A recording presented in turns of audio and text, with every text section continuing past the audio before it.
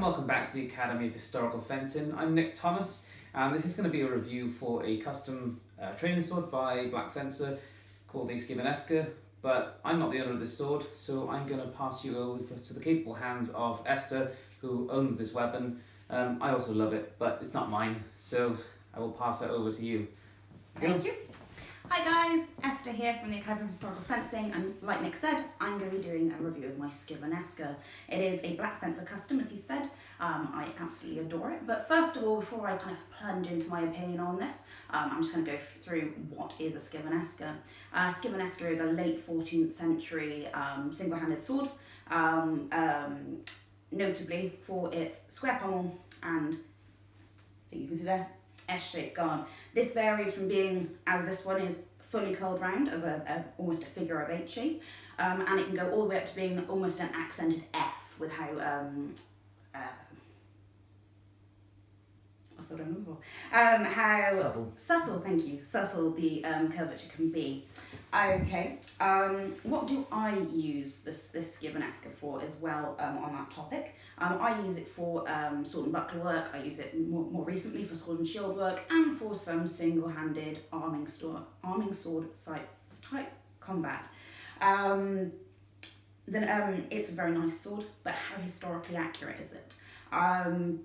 I had this custom made to be far more like a Black Fencer arming sword, and as a result, it is quite short for a Schiavonesca. Schiavonescas are between around about 90 and 100 centimetres historically on the blade, whereas this is more of an 80 centimetre blade. Again, just to match the arming sword, because I just wanted a pretty looking sword. No, it was more, I wanted a nice arming sword, but I also like the stylings of Schiavonesca, so I kind of combined the two and got them to custom that for me. So how does it compare to originals in other ways? It is, obviously it's synthetic, so it's not going to bite the way that a steel would, but it is fairly accurate. Oh, say fairly accurate, no, that's not the right term. It's fairly nice to wield. It does feel like you're cutting with a sword and not just a lump of plastic with a nice handle.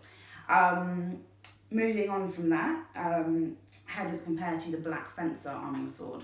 It's the same length and blade, like I said earlier. The balance is around about 10 centimetres, so it balances right here on the blade. It balances the same, even though it has a lighter fittings on the handles, because they took a bit more out of the blade. So technically it's a little lighter proportionally for the type of sword it is. It is 764 grams, so it is roughly the same weight as a Black Fencer as well. About 40 less. 40 less, is it? Oh, 40 less, apologies. But yeah, so on the cut and thrust, it's very similar to a Black Fencer sword. It doesn't thrust quite as hard, nor does it cut quite so hard, again because of the weight taken out of the blade. And my screen's gone off. Okay, onto the pricing of it now. Because this was a custom, there isn't a set price on it. If you do want your own Schiavonesca or similar type modified arming sword, drop them a message and they will give you a price. But it's not that much more than the arming sword, comparatively.